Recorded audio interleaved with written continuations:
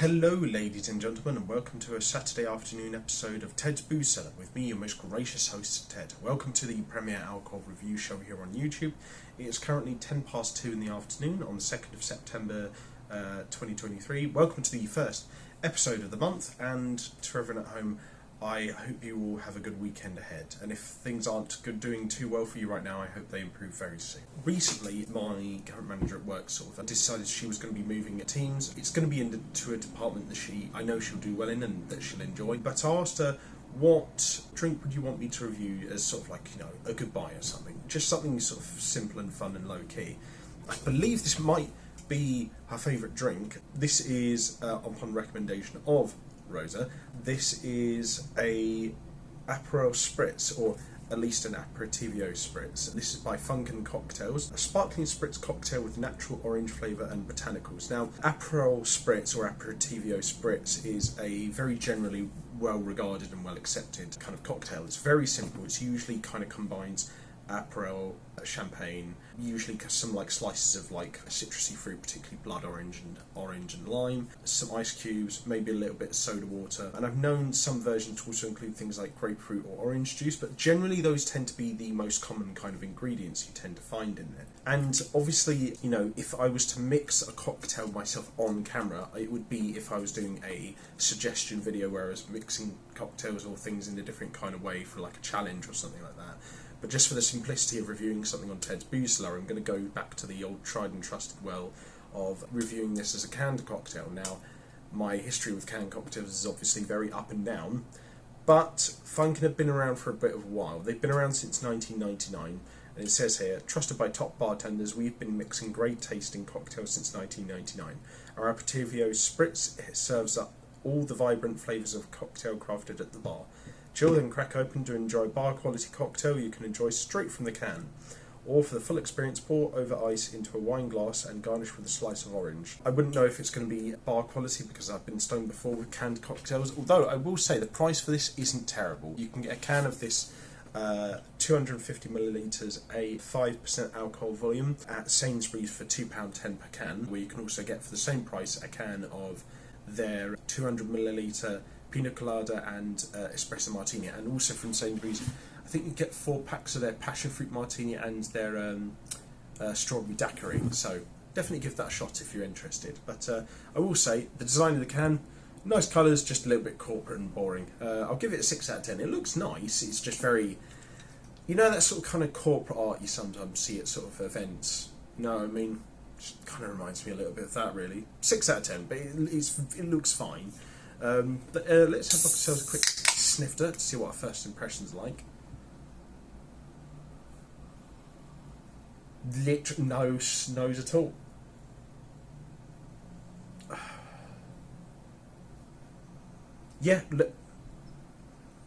No nose at all. That is truly spectacular. I'll give it a 5 out of 10 because I can't smell anything, but it's also not a bad nose, but there's literally nothing to write home about at all. That is truly fascinating.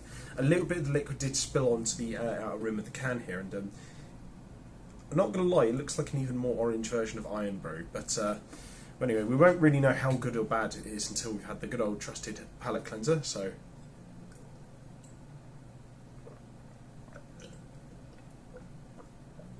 And then, on to the most important part of the video, which is to see what this sucker tastes like. So, to everyone at home, bottoms up.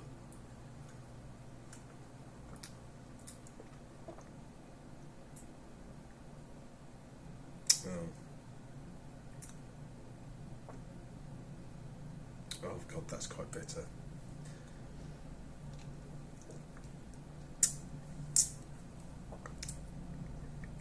Oh, the flavours aren't actually terrible. It's just the bitterness at the end is so overpowered that it kind of just kills everything off.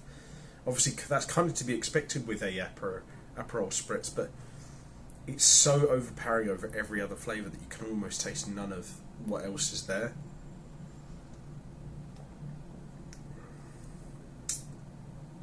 Oh, it's got such a vibrant, sort of strong flavour, but at the same time it's so characterless as well, and it's really confusing me. I really don't know what to say.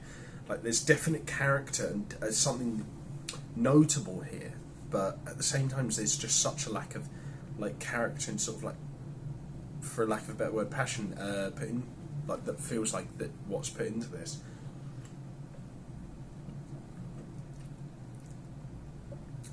And I will say it gets better the more of it you drink.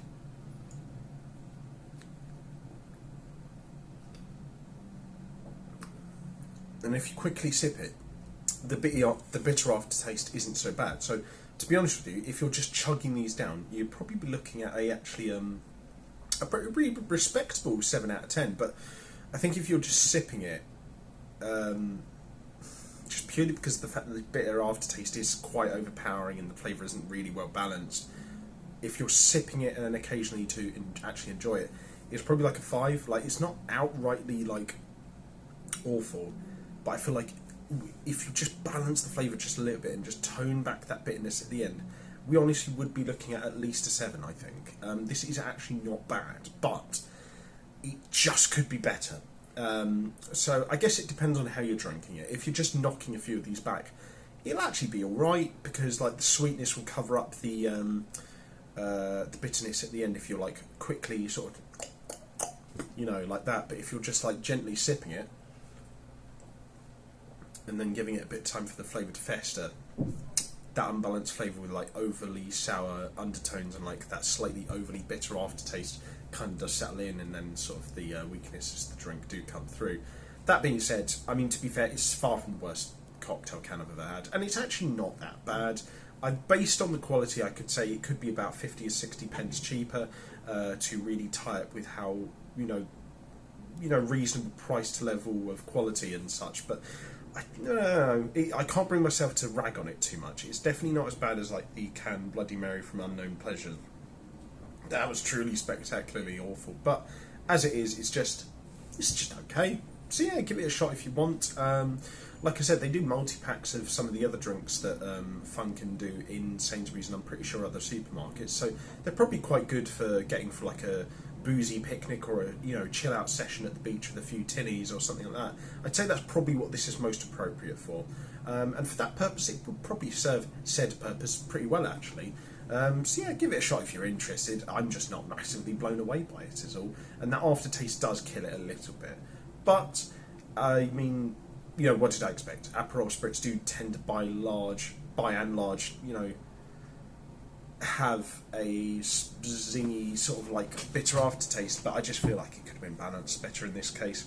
But anyway, let me know, guys. Let me know what you guys think in the comment section down below, if you had anything you particularly agreed with or disagreed with in this video, as well as any drinks you'd like me to review on Ted's Booze Cellar in the future. If you have any desire to check out any of the other stuff I do online, I'll leave the links to all that in the video description down below. Until next time, have fun, stay safe whatever you're doing, don't do anything I wouldn't do, drink responsibly, know your limits, leave a like, share and subscribe, and I'll see you guys at the bar next time on Ted's Booze Cellar. Bye bye for now.